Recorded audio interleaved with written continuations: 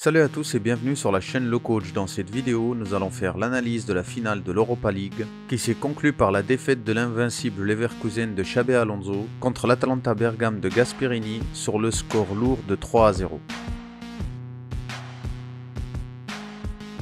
Le coach espagnol Xabi Alonso a mis en place un 3-4-1-2 avec Kovar au but, Stanisic, Taha et Tapsoba en tant que défenseurs centraux avec une défense à 3, un milieu à 4 avec Frimpong sur l'aile droite, Xhaka et Palacios dans l'axe et Insapi sur l'aile gauche. En 10 on retrouve Wirtz et Grimaldo et Adeli en attaque.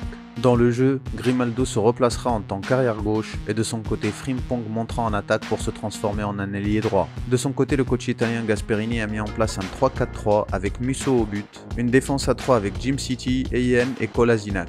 Au milieu, on retrouve sur le côté gauche Ruggeri, dans l'axe Koopmeiners et Ederson et sur l'aile droite Zappacosta. Et le trio d'attaquants avec sur l'aile droite Daketelaer, Lookman en tant qu'ailier gauche et Scamacca en tant qu'attaquant de pointe. Dès le début de la rencontre, l'Atalanta a montré son envie de presser très haut avec un marquage et un pressing individuel. Chaque joueur avait son opposant direct à prendre. L'objectif, empêcher le Bayer Leverkusen d'organiser le jeu et surtout avec un pressing très agressif, les obliger à dégager le ballon devant. Et grâce au pressing très haut et à l'agressivité des défenseurs de l'Atalanta Bergame, on récupère le ballon très haut sur le terrain, à l'image du défenseur central de l'Atalanta Bergame Kolasinac qui prend le dessus sur Frimpong et qui récupère le ballon dans la moitié de terrain de Leverkusen. Ces récupérations très hautes sur le terrain des joueurs de Gasperini leur permettent d'avoir plusieurs occasions dangereuses et d'avoir un corner. Le corner est tiré par Lookman, le ballon est repoussé par la défense de Leverkusen à l'entrée de la surface de réparation, mais avec le positionnement très haut des défenseurs de l'Atalanta, Zappacosta arrive à prendre le dessus sur son opposant direct dans le duel aérien. Les joueurs de l'Atalanta arrivent à garder le ballon jusqu'à arriver sur l'aile droite, où Koopmeiners va réussir à trouver à nouveau Zappacosta totalement libre de tout marquage sur l'aile droite.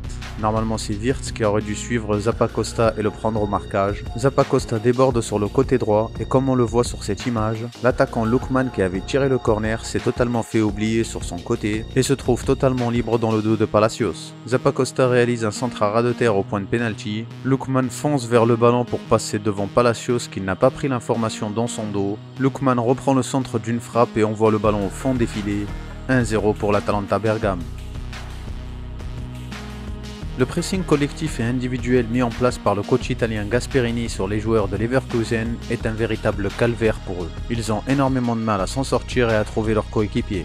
Et surtout quand ils dégagent le ballon, c'est très difficile pour les attaquants Frimpong et Adeli de prendre le dessus physiquement sur les défenseurs de l'Atalanta. Et même lorsque les joueurs de Leverkusen arrivent à pratiquer leur football, en supportant le pressing et en combinant dans les petits espaces pour trouver Xhaka dans l'axe, qui va venir mettre le ballon dans le dos du pressing adverse pour trouver un attaquant en pivot, immédiatement cet attaquant se retrouve sur le pressing agressif du défenseur central adverse, l'empêchant de se retourner pour jouer vers l'avant et l'obliger à reculer. Et même lorsque les joueurs de Leverkusen arrivent à prendre le dessus sur l'aile et à déstabiliser la défense adverse, le repli défensif et la couverture des milieux de terrain de l'Atalanta Bergame permet de solidifier la défense et d'empêcher toute action dangereuse pour le Bayer Leverkusen. Et lorsque l'équipe de Xabi Alonso essaye de presser l'adversaire, les joueurs de Gasperini vont jouer long sur l'aile gauche pour trouver l'attaquant Lookman, qui lui va pouvoir contrôler le ballon facilement car il ne subit aucune pression de la part du défenseur Tapsoba, ce qui permet de contrer le pressing adverse. Et c'est là-dessus que joue majoritairement la tactique du coach italien Gasperini. Laisser l'adversaire jouer avec son rythme lent en essayant d'organiser le jeu, puis venir mettre une pression individuelle et collective très haute sur le terrain avec beaucoup d'agressivité pour emballer le rythme de la partie et récupérer le ballon très haut sur le terrain. Et c'est ce que l'on voit sur plusieurs actions. Comme ici Xhaka qui perd le ballon sous le pressing de l'adversaire, ce qui offre une situation de 3 contre 3 à 35 mètres des buts adverses. Ou encore Zappacosta qui fait reculer Wirtz jusqu'à sa propre surface de réparation et vient l'agresser physiquement pour essayer de récupérer le ballon. Cette stratégie tactique est très bien pensée par le coach Gasperini. Avec 8 joueurs engagés en attaque, il empêche et étouffe totalement le jeu de Leverkusen. Cette statistique montre que l'Atalanta Bergame a récupéré 12 ballons à 40 mètres des buts adverses, alors que Leverkusen seulement 3. Et ceci est très bien expliqué par le dessin suivant. Lorsque les deux équipes ne sont pas en possession du ballon, l'équipe de l'Atalanta Bergame se trouve très haute sur le terrain, avec une moyenne de 47 mètres de leur but. alors que de son côté l'équipe de Leverkusen est plus reculée avec une ligne de défense en moyenne qui se trouve à 33 mètres de ses buts, ce qui fait une différence d'écart entre la hauteur des deux lignes défensives de 13 mètres d'écart, ce qui est énorme et qui montre clairement la stratégie de Gasperini. Et c'est comme ça que vient le second but de l'Atalanta Bergame. Avec 8 joueurs qui viennent presser la défense de Leverkusen, le gardien est obligé de jouer long sur Adeli, qui sous le pressing du défenseur dans son dos remet le ballon malencontreusement à Lookman sur le côté gauche. Lookman accélère et dribble Pchaka pour se mettre en situation de tir à l'entrée de la surface de réparation adverse, et d'une frappe limpide il l'envoie au fond des filets, 2-0 pour l'Atalanta Bergame. Après ce second but, l'équipe de Leverkusen a pris un gros coup sur la tête, et de son côté l'Atalanta ne change rien, elle continue son jeu, avec un pressing intensif et beaucoup d'agressivité qui leur permet de mettre la pression sur les défenseurs de Leverkusen qui sont en panique et qui ne savent plus quoi faire du ballon et ils le perdent facilement. Un autre point qui a posé problème pour le Bayer Leverkusen, même s'ils arrivent à contrer le pressing adverse pour trouver leurs attaquants en pivot, ils étaient immédiatement devancés par les défenseurs adverses, comme ici Kolasinac sur Frimpong ou encore Ryan sur Adeli.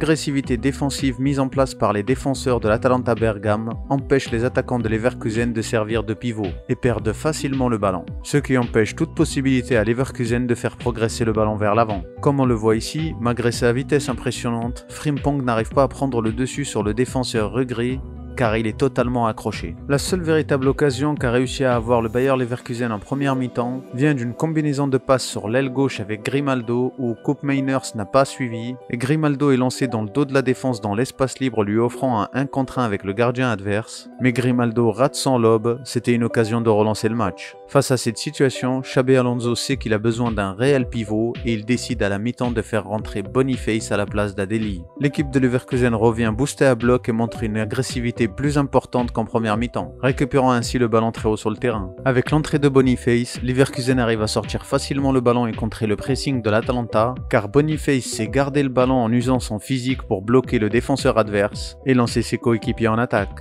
Voici une autre action où Boniface va servir de pivot en protégeant bien son ballon, puis à servir ses coéquipiers sur le côté pour qu'ils partent en profondeur dans le dos de la défense adverse qui est à présent déséquilibrée grâce à Boniface, mais l'action n'aboutit pas à cause du manque de précision des passes de joueurs de Leverkusen. Voyant sa chaîne de pressing percée par Boniface, le coach italien Gasperini sort l'attaquant d'Aketelaer pour faire rentrer un milieu central Pasalic qui aura pour rôle d'apporter le surnombre sur Boniface avec le défenseur central et colmater la brèche, et ainsi remettre la chaîne de pressing à nouveau en marche. Et à présent, lorsque Leverkusen arrive à trouver Boniface dans le dos du pressing de l'Atalanta, on active immédiatement le pressing individuel sur les joueurs pour les empêcher de se retourner et de venir les enfermer sur un côté. Et avec l'entrée de Pasalic, immédiatement Boniface se retrouve enfermé avec son coéquipier sur l'aile et le ballon est facilement récupéré. Le dernier but de l'Atalanta vient sur une récupération du ballon très bas grâce à nouveau à l'agressivité des joueurs de Gasperini qui trouvent immédiatement Scamacca dans l'axe, qui arrive à avancer avec le ballon jusqu'à 30 mètres des buts adverses, puis il sert Lookman sur le côté gauche. Immédiatement Lookman vient provoquer Tapsoba et grâce à un dribble il se met en position de tir et du pied gauche il envoie le ballon au fond des filets.